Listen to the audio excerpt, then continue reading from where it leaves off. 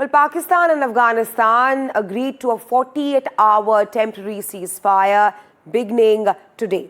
And this, of course, comes following a week of intense cross-border hostilities that left dozens dead on both the sides and majorly strained already fragile bilateral ties between both the countries. Well, the Pakistan Foreign Office confirmed this development, stating that the truce was arranged with the mutual consent of both the parties. But what we're also witnessing right now is that both Pakistan and Afghanistan are rather saying that it was the other side that asked for the ceasefire right now. Now, during this period, both the sides will make sincere efforts to find a positive solution to this complex but solvable issue through constructive dialogue. And that's the statement from Taliban right now. Now, let's tell you as to what's going on right now. When did the skirmishes start between Pakistan and Afghanistan, and what's the way forward? All right, moving on. First, what's going on? So on October 11th, heavy clashes between Afghanistan and the Pakistan forces started, after which Pakistan sealed border crossings with Afghanistan, and both the sides blamed each other for starting the violence. Taliban now claims killing 58 Pakistani soldiers. Meanwhile, Pakistan claims killing 20 Taliban forces. So both the sides are accusing each other of the rising hostilities and killing each other's forces. Now, Pakistan also says that several Afghan border posts were destroyed during the skirmishes. And the latest coming in is that today itself, a 48-hour ceasefire has been agreed between Pakistan and Afghanistan. Well, to talk more on this, I have with us Dr. Brahma Chilani, who's joining me live from New Delhi. Welcome to NDTV, Dr. Chilani. First up, of course, Pakistan and Afghanistan have agreed to a 48-hour ceasefire. Your assessment of the situation, and do you think that this ceasefire will hold? That's a good question.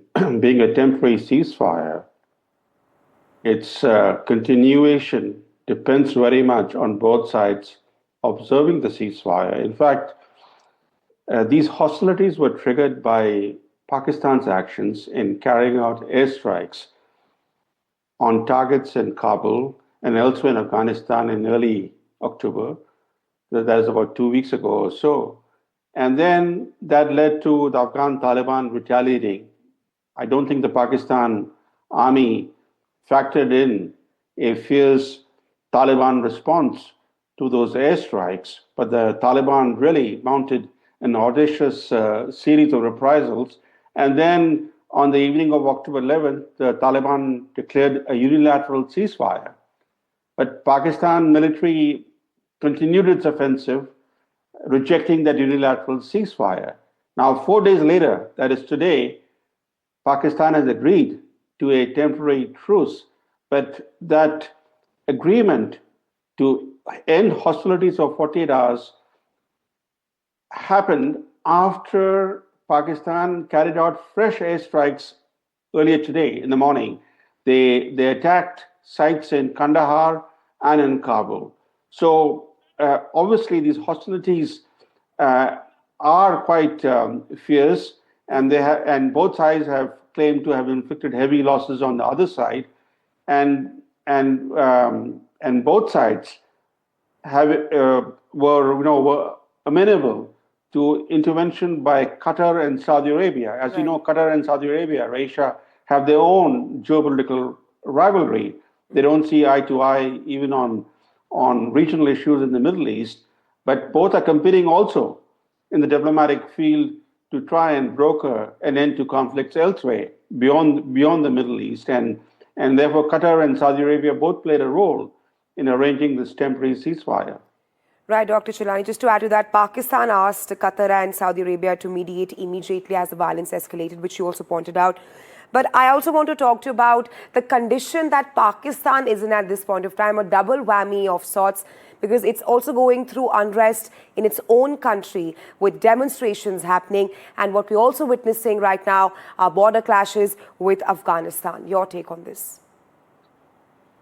Pakistan is in a very difficult situation.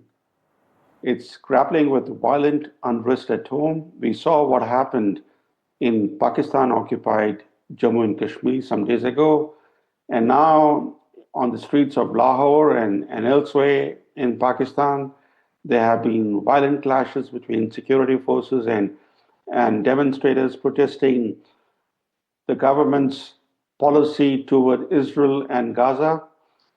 But the violent unrest at home and the increasingly deadly clashes with the Taliban, those two security challenges are intertwined.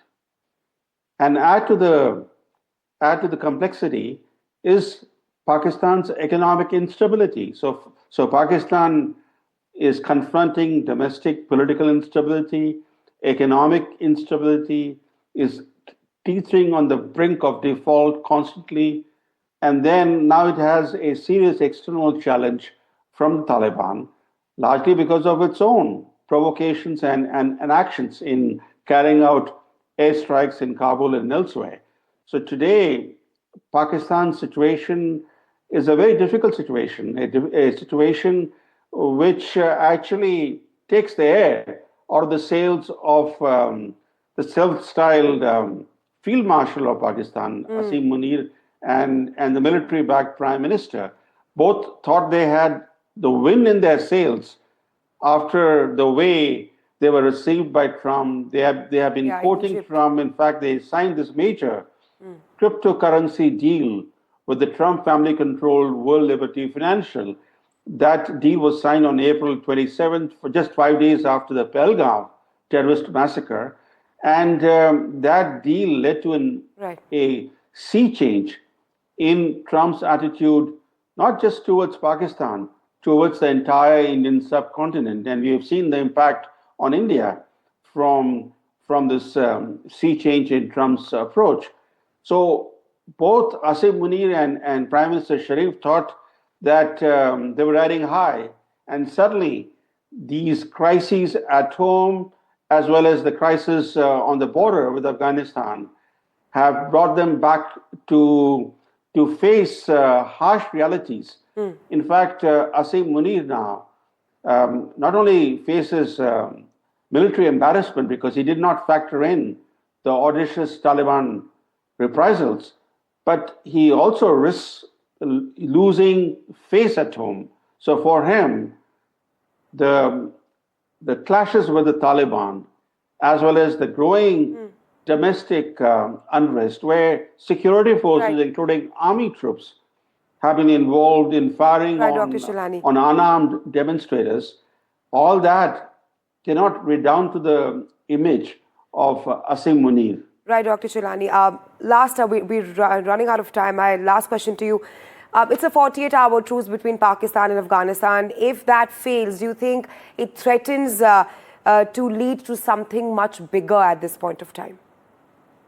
Well, if the clashes resume at the border, the Taliban can actually instigate greater unrest within Pakistan, especially in the cities, given the Taliban's cross-border ethnic affiliations and linkages.